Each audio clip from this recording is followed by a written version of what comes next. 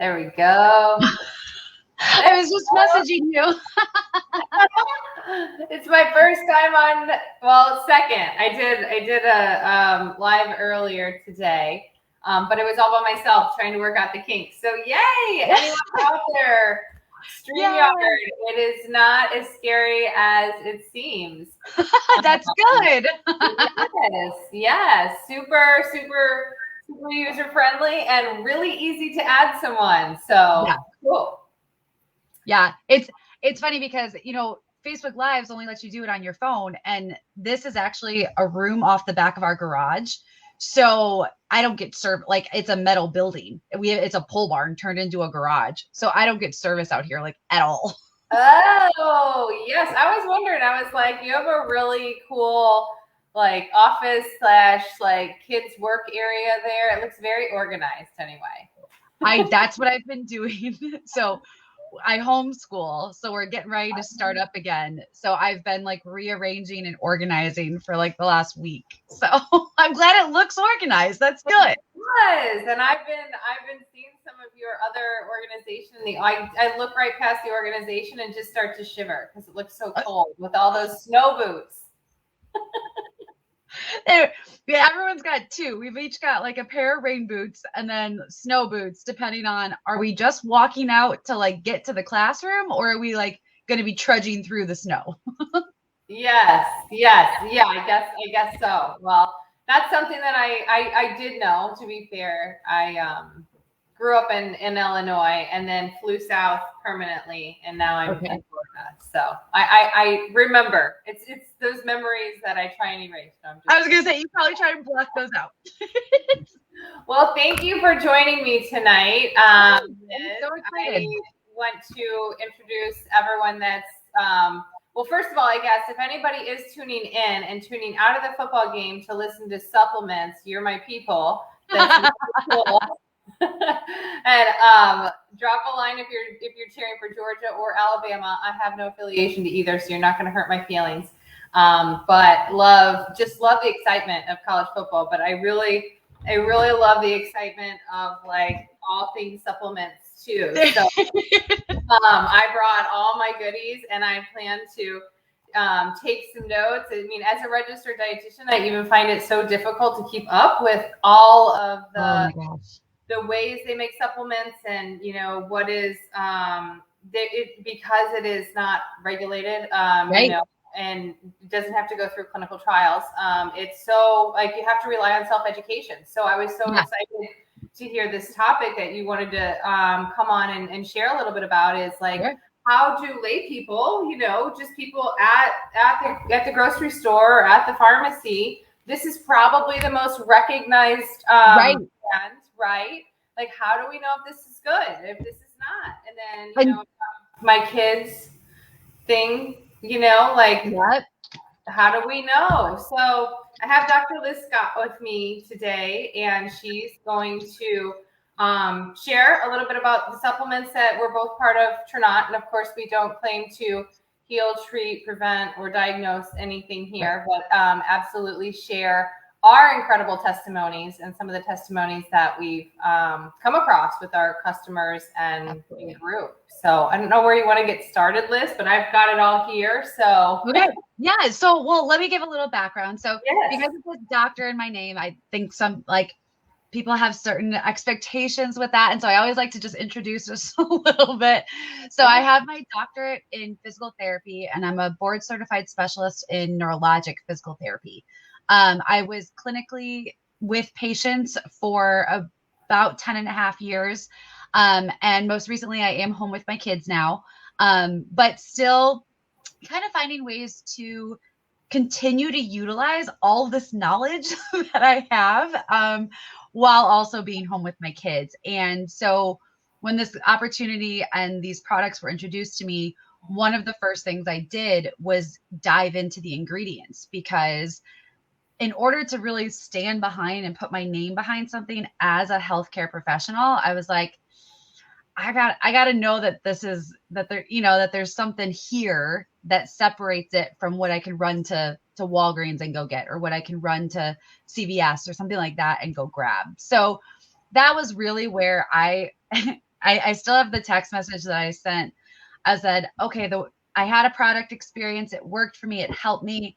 I was like, I can share that. I'll do that. But otherwise, I don't really have a lot of time to put into this, you know? And my cousin, who's the one that shared it with me, was like, yeah, okay, that's fine. You know, well, then I started doing the trainings and I started doing the research myself into the products.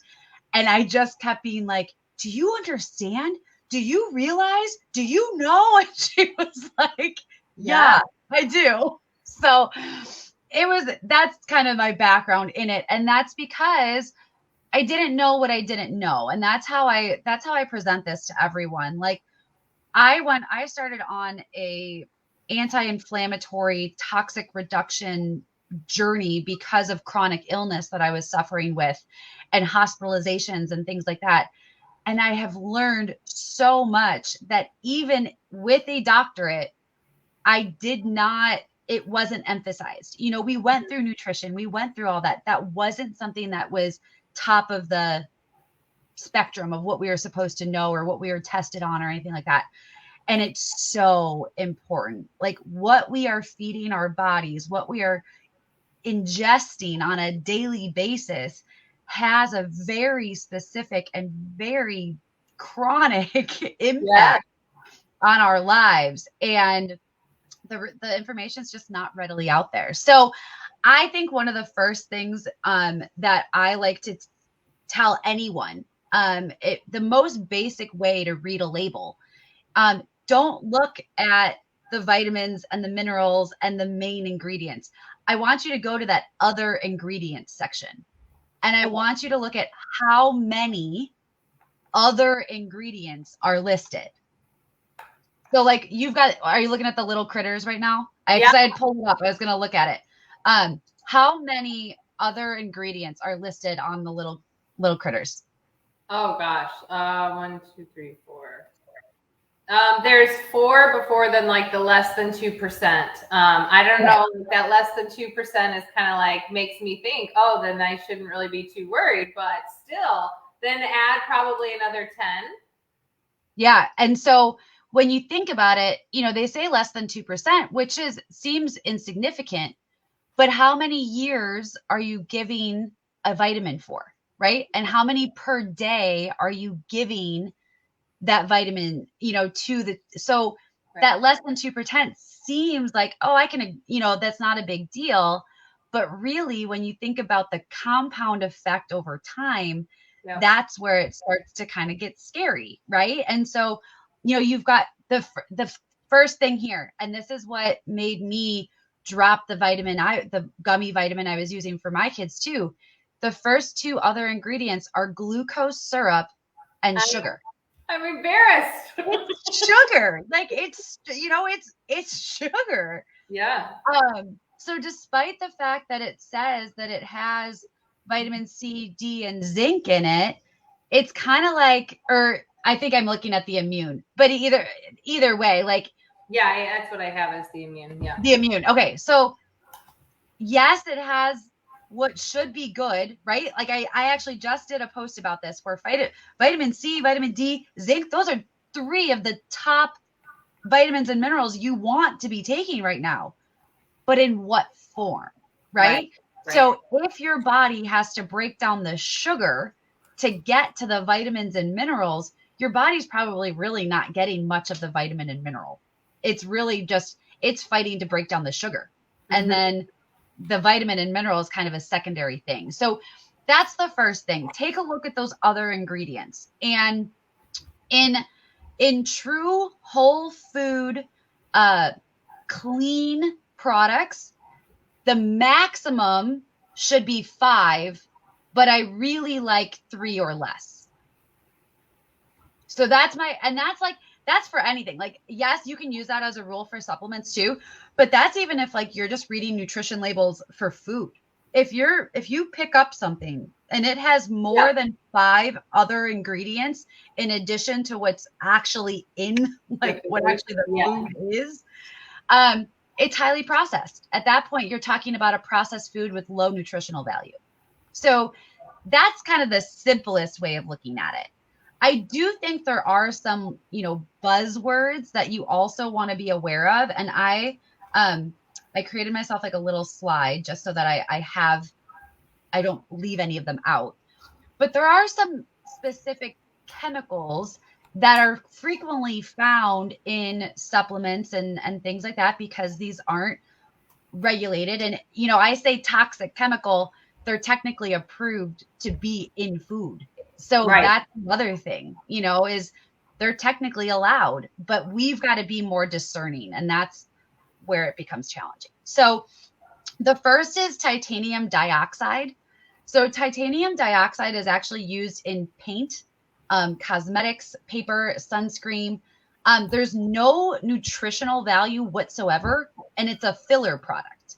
So they kind of put it in to fill the gaps of what the product isn't able to take up space. It is FDA approved, and it has to be like less than 1% of the formulation. But the fact that it's in it at all, and we know that it's toxic, like I'm just like, no, just no. So titanium dioxide is one of them. The other is magnesium silicate. So magnesium silicate is in anything that's like white coated. So you think about if you've got a vitamin and you shake that bottle, right? And it sounds like a baby rattle. Most of those are hard pressed, and many of them have a white coating to them. That's usually magnesium silicate. So this is what's scary. It is similar in composition to asbestos. Oh my gosh. It's not asbestos. It's not like, but it is similar in composition. And so that's just something like when I read stuff like that, I'm like, red flag, like whether it's FDA approved or not, like that's a red flag to me. So it is considered food grade, but it has also been known to cause lung problems and stomach ulcers. So, and it's a common ingredient in vitamins and supplements. Yeah, I just pulled up my, I was on Advocare Spark for pre-workout before I switched, and it doesn't have the titanium dioxide, but it has silicon dioxide, which I have to imagine is similar. It's similar. Yep. It's a similar composition. Yeah. So that's something. Yeah. And I'll talk about that one too. That comes up in another one too. Any type of hydrogenated oil. So if it's hydrogenated, it's actually been known to cause cardiovascular problems, diabetes, nervous system, and it actually blocks your absorption of the good fatty acids. So a hydrogenated oil in any form should be avoided. And then coloring. Oh my gosh, food coloring. Yeah. So this was probably one of the first things that came up, and this was one of the first things that I started removing from our house. So as I learned about this and started researching it, the main three are red 40, blue 2, and yellow 5. And shortly after I first read about all this, we were making cupcakes for my son for his birthday. So ruined his birthday. And I would have very naturally just used regular food coloring, right? And then I had learned this. It was stuck in my brain. So I flip over the box, and it is all bad food coloring. There's nothing natural about it in any way whatsoever. So I did find there is a brand, and I wish I could remember what it is, but there is a brand that's all natural. It has none of the artificial dyes in it. Okay. But we ended up doing a science experiment where we took celery and stuck it in water with the artificial food coloring and then with the natural food coloring, and it killed the celery within 24 hours. Like the leaves had wilted. It looked dead. Like it no longer had a crunch to it. It was like it, and we had put it in water, so it should stay crunchy. Yeah. Right. So that was the biggest thing. Now the coloring does come out differently. You do have to use more of the natural one. Like, all these things that you're like, oh, well, it'd be easier to use the artificial. Yeah. But these food colorings, they have been linked to anything from allergies to DNA damage to scoliosis, or not scoliosis, what was so the hyperactive behavior, like the ADHD and the AD, like these artificial dyes that have been linked to all of that, but they're all still approved to be used in our food. They are banned in other countries though. Yeah. So it's something that's just like, it hurts my heart. Yes. And then the other two are artificial flavors. So artificial, if it says natural and artificial, if it says artificial in any way whatsoever, that is a synthetic flavor, and it is likely highly processed, very commonly full of corn syrup. You know, it's not good. It's not good for you. So any type of artificial flavoring, I avoid. As I really, my husband laughs at me now because we can't go to a grocery store without me turning over a package. And I even went so far as, this is something that you may not know. I had no idea. So canned beans, not only are they full of like sodium, like really high in sodium, many of them are soaking in corn syrup. Oh, I didn't know the corn syrup, but I did know the sodium. So I always like rinse them really good.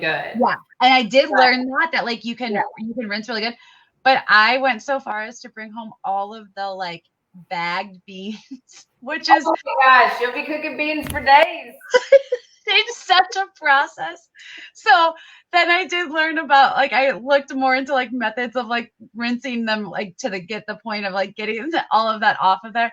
But he was laughing at me so hard. But it's just like, once you know these things, you can't unknow them. Yeah, I totally agree. Totally agree. So anything artificial flavor usually has lots of corn syrup with it.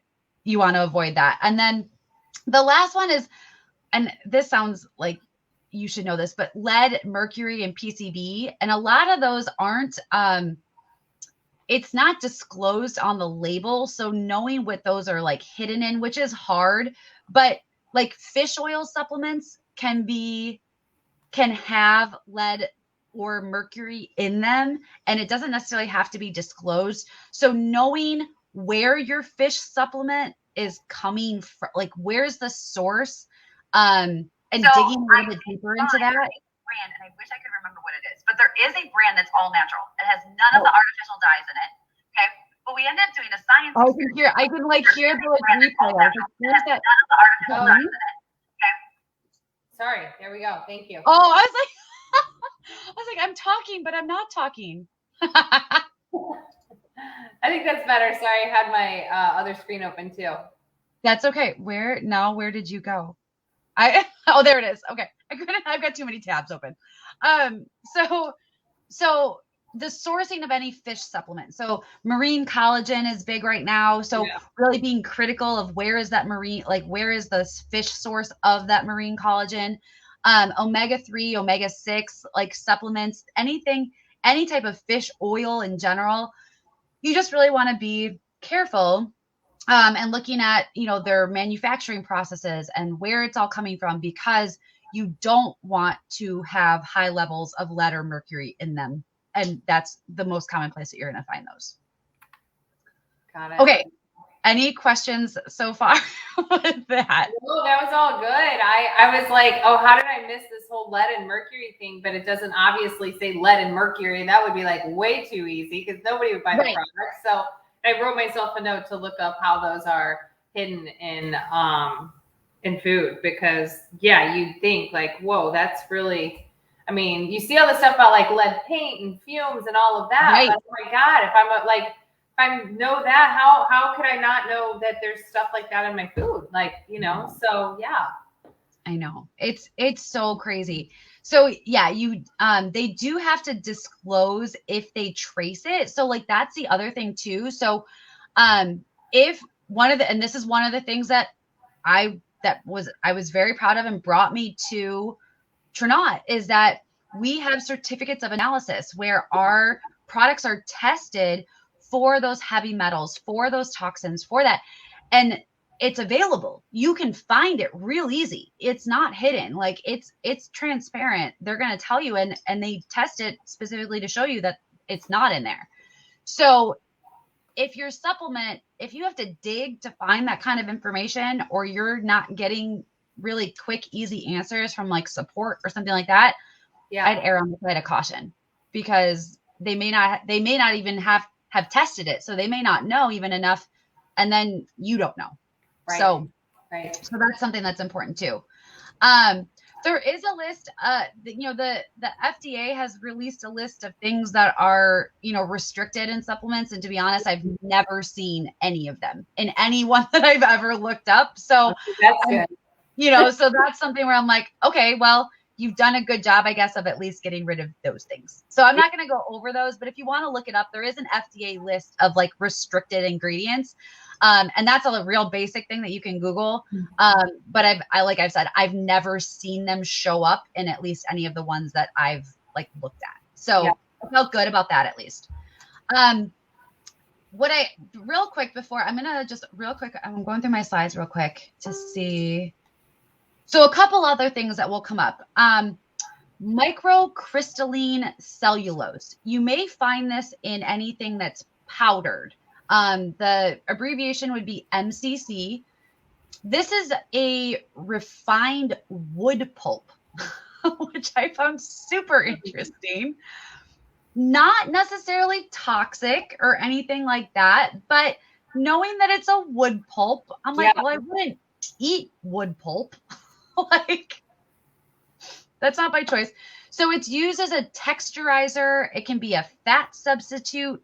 It can be an anti-caking agent, which is why you'll find it in the powdered supplements. Yeah. Mm-hmm. And it's also a bulking agent. So again, if they're trying to make it fluffier, it can bulk it up. So that's something that, not toxic, but not something I would prefer to ingest if I have the choice to avoid it.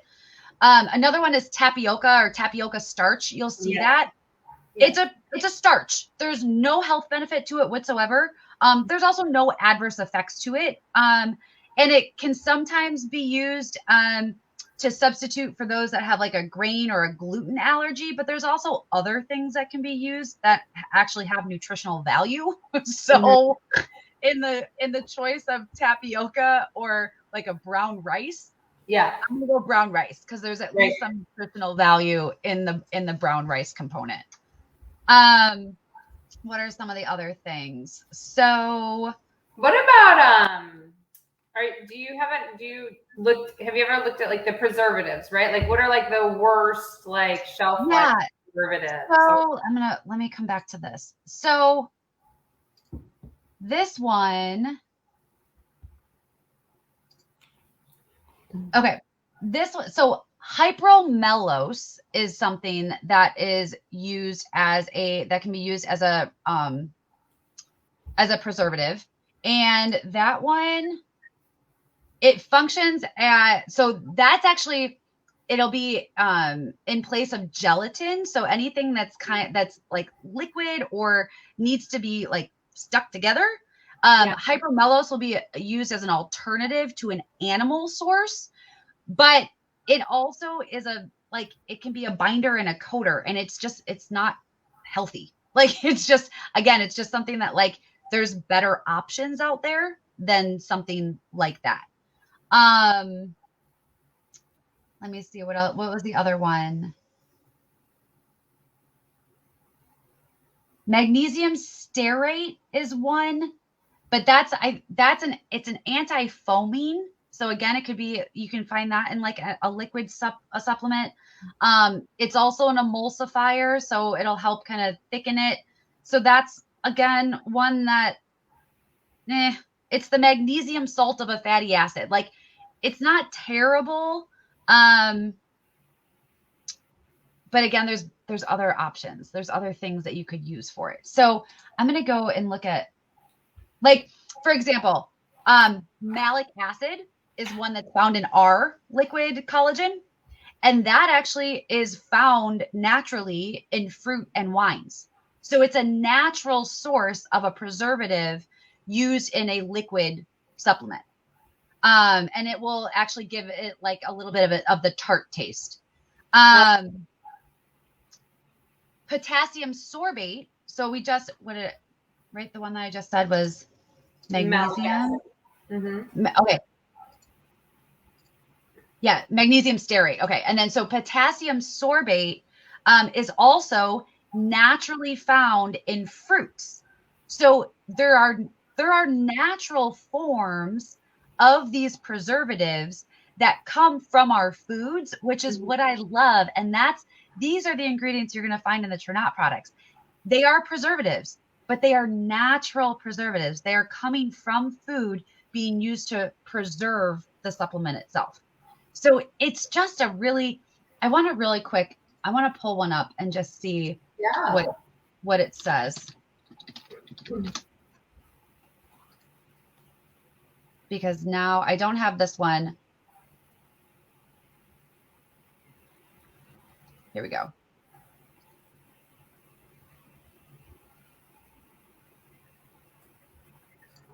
Let me see if I have it here. I haven't, for whatever reason, I don't have this in my, here we go.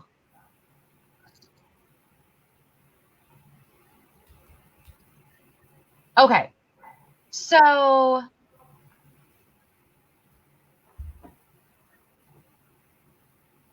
xanthan. So again, not bad. This it's not something that's awful. But gums,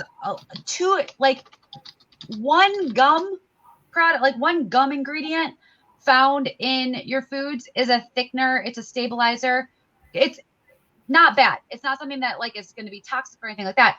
But one of the things that I look for is if there are multiple gums found in the other ingredients. So like when it says xanthan gum, when there's multiple of them, I'm like, why are you putting so many? Like what's with this product that's requiring so many of them? So that's something else too, is if you see if you see ingredients of similar purpose and they're just like bulking it, it's almost like, why? What's the rationale behind that?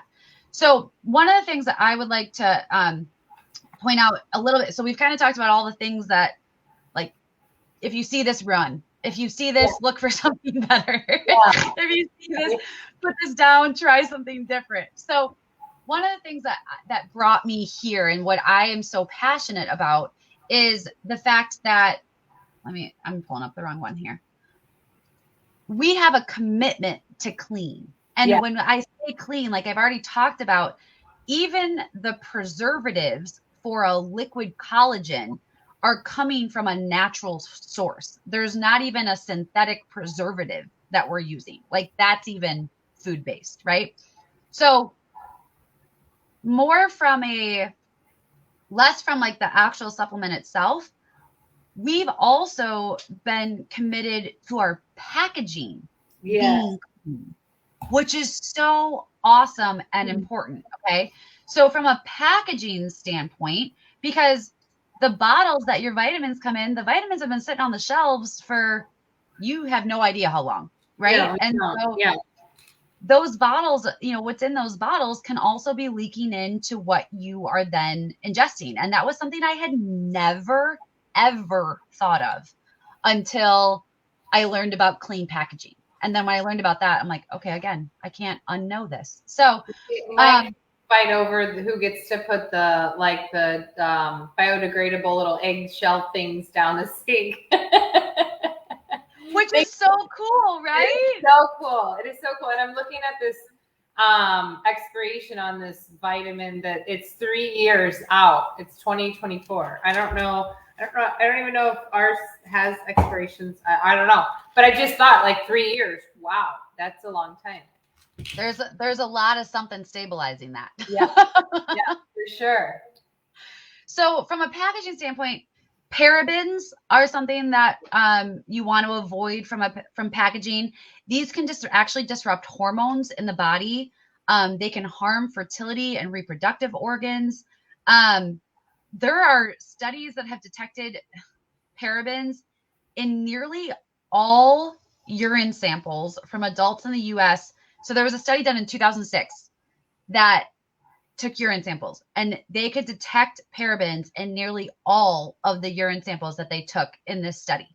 Wow. Like, that's not good. And that, you know, you think to the infertility issues of in our country and things like that. And, you know, you start to wonder and question.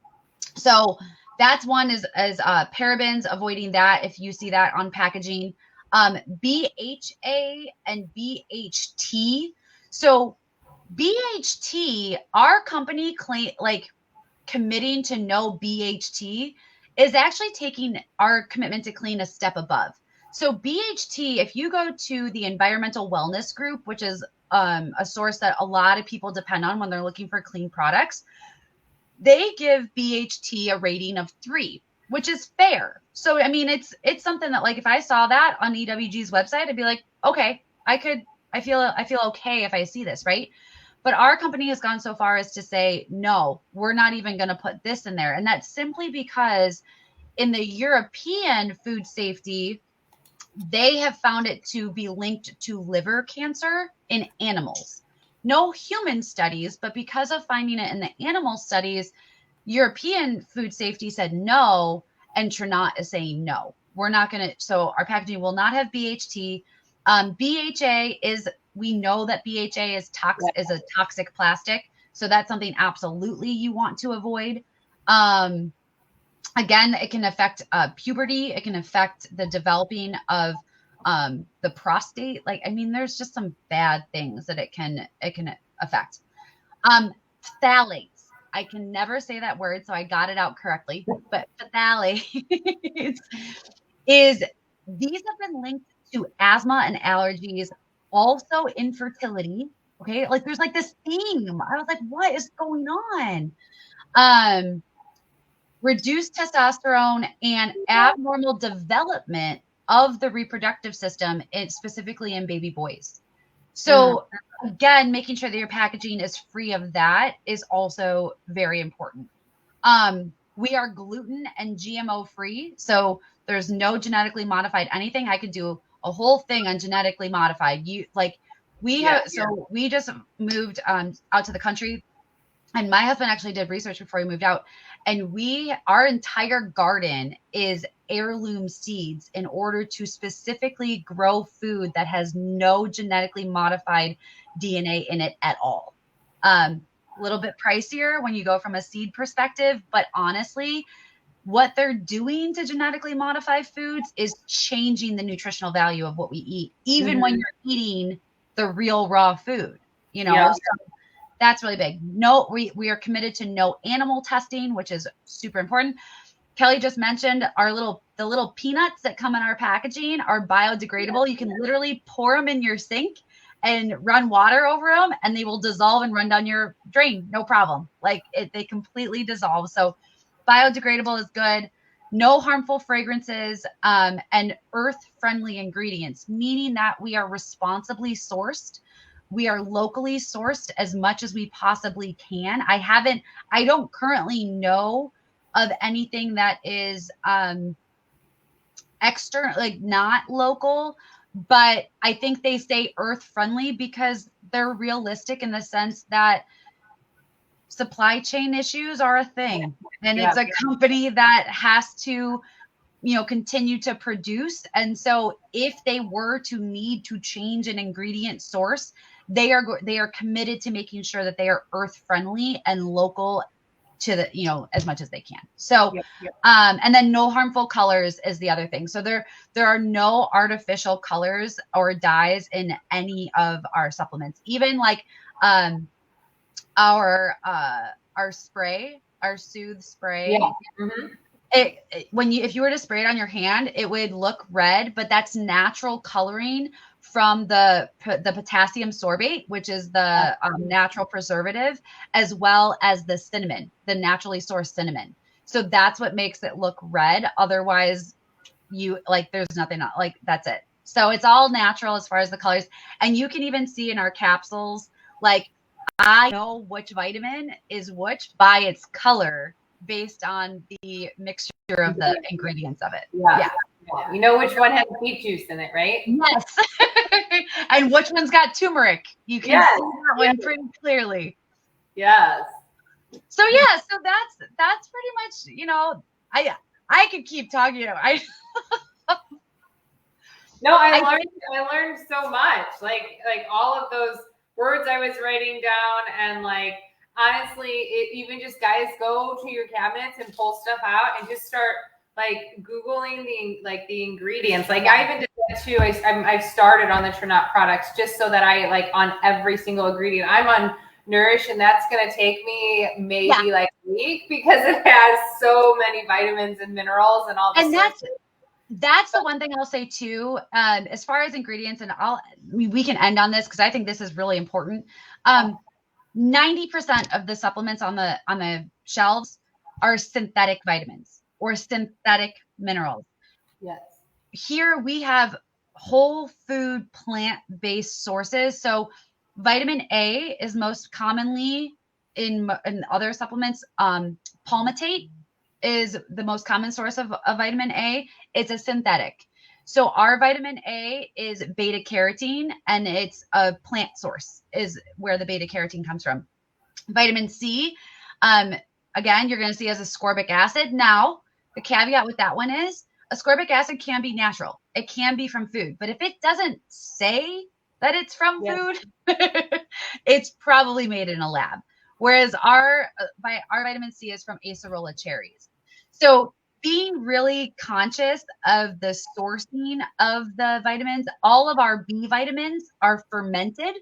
So you think to kombucha or kimchi, any type of fermented food, it increases the bioavailability and your body's ability to absorb the nutrients from it. So a fermented vitamin does the same thing. Your body's going to absorb it so much quicker, and ours are fermented. So that's a really big deal that's how we get our B vitamins. And then the last thing from a mineral standpoint is your minerals are some of the hardest to digest, hardest for your body to break down and then properly utilize. But if you have a chelated mineral, which means that the mineral is wrapped in an amino acid, and amino acids are made by the body. So the body looks at it, recognizes what it's encapsulated in, which is the amino acid, and then says, oh, I know what to do with this, and gets right to the goodness of it. Your body's going to use it how it's supposed to be used so much easier. But most minerals are not chelated. So looking at that in the way that it's chelated, and if it is chelated at all, that's where you want to focus as far as your supplements go. And will it say chelated on the label, or is there like a different way to look for it? Bisglycinate is the so like I think ours says TRAACS, or it used to say TRAACS. That stands for the real amino acid chelate system, and that's a trademarked system of creating the chelated mineral. Okay. It's not specific to Trinot itself. It's a trademark. Like that, you can find that type of mineral in other supplements too. I haven't personally seen it, but it's out there because it's something that you can source. But it's the combination, like when you take chelated minerals and you add them to plant-based vitamins, you have like the mega power of a multivitamin. And most you're going to get like one or the other. You're going to get like a chelated mineral, but synthetic vitamins, or maybe vice versa. You're not commonly going to find them both combined together. Yes. Yep. And what a synthetic mineral sounds like is zinc gluconate, which is the zinc and nature made, and the vitamin D or D3 as I can't pronounce it, cholecalciferol. So cholecalciferol. Now, cholecalciferol is like it's actually the formal name of the vitamin D, but our vitamin D specifically says on it that it's sourced from algae and kelp, so it's plant-based. Right. Yes. So, but cholecalciferol, and when it doesn't say where it comes from, right? It just says cholecalciferol. Well, that's the chemical name for it. Okay. So likely that's a synthetic form of the D. But if it says, like ours does, sourced from algae and kelp, now you know that you're getting a plant-based source and not a chemically derived source. Yeah, I guess if it, I mean, it doesn't say where it's sourced, then you just, I mean, you don't know. So Yeah.